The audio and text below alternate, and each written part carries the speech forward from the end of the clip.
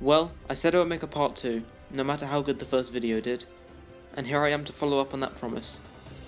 The Avengers, or in case they're not technically Avengers as we go on, just MCU characters, in various famous cartoon art styles. And as you'll see in this video, I'm branching out from just cartoons, haha. I have very exciting news today, which is that I finally worked out how to record myself drawing these and turn those recordings into time lapses. Now you have something to watch as I'm rambling into my non-microphone, and you're even able to mute me if you dislike my voice like I do, and you're still able to get something out of watching this video, rather than just pausing and looking at the drawings. And speaking of looking at them in their static form, you can follow my Instagram @babyyyy to do just that. Perfect segue. And without further talking, let's get to the next 7 most important characters from this endless movie universe. Just like last time, this video starts with Iron Man. But not Iron Man himself, the other Iron Man. But not Iron Spider, Ironmonger, or Ironheart. I'm talking about the only one to not have iron in their name. Except for when he was the Iron Patriot, I guess, but whatever, you know who I'm talking about. It's Don Cheadle, baby. This might be a bit of a weird decision, but I decided to draw him in the art style, that's in quotes, of Minecraft. Basically just him as a Minecraft skin. Why, you ask? Because Minecraft is a good game and I do what I want. Doesn't really fit with the other cartoon styles I've done so far, but what is this series if not variety?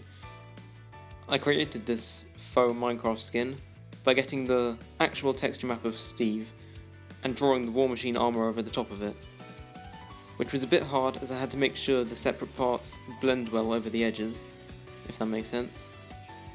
The hardest part was definitely his little shoulder cannon, because that's not a part of a Minecraft model.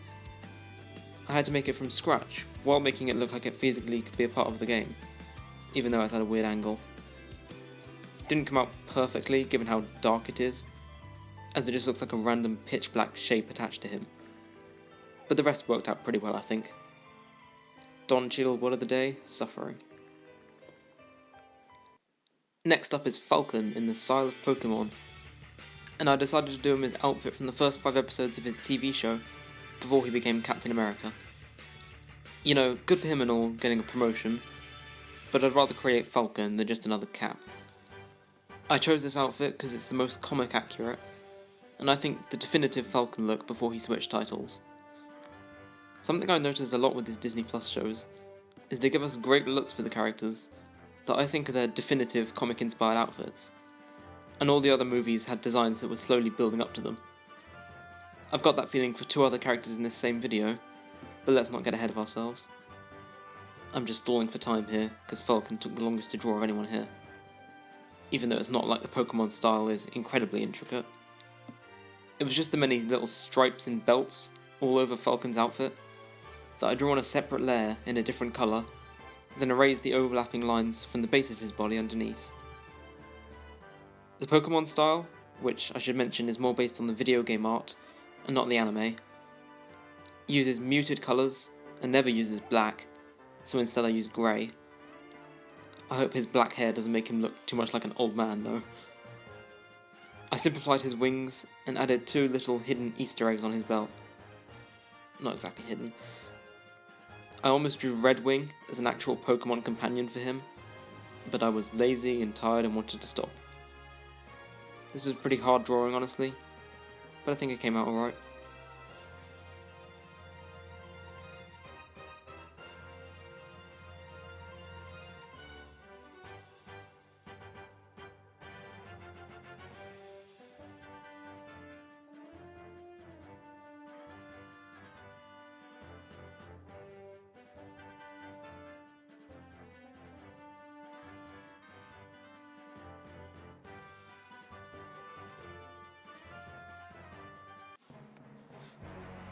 With the Falcon, there has to be the Winter Soldier. I never feel right calling him the Winter Soldier when he's a good guy though, so instead it's the Falcon and Bucky Barnes. I drew him in the style of Archer, which is a show I'm barely familiar with. I just wanted to try a more realistically proportioned art style for once, and for some unknown reason, using Sebastian Stan in this realistic, muscular, handsome style stuck out to me. I'm pretty sure Archer literally traces all of his characters' faces for them to be that accurate. So I did the same thing to a real picture of Sebastian Stan. And I actually really like how it came out. Like, unexpectedly so. I think the light grey eyes add a lot for some reason. I'm not sure if that's something every Archer character has, but they're definitely common. As for the body, I used a lot thicker lines, just like the show does. And the best part of the drawing is the show only ever uses two colours, a base and a shadow, so it did not take very long to colour at all. Oh yeah, I also drew him in the TV show look, partly to go along with Sam, and partly because I'm pretty sure it's meant to be comic accurate as well. The first ever Bucky had short hair and a blue and red jacket with an off-centre opening, so I suspect that's what they're subtly calling back to with this look. If so, I salute them. They successfully made it look cool. I almost drew Scarlet Witch in a different art style, but then I realised there's a magical character called Wanda in the Fairly OddParents, and I realised how well they fit together. Unfortunately, Wanda being a small fairy meant I couldn't really take inspiration from her design. Oh well, every character kinda looks the same. They also look the same as Danny Phantom, which I already used the style for Hawkeye, so you'd think I wouldn't use both of Butch Hartman's shows. But like I said, this opportunity was too good to pass up. Looking back, I should have done Hawkeye in the Archer style. Okay, back to Wanda.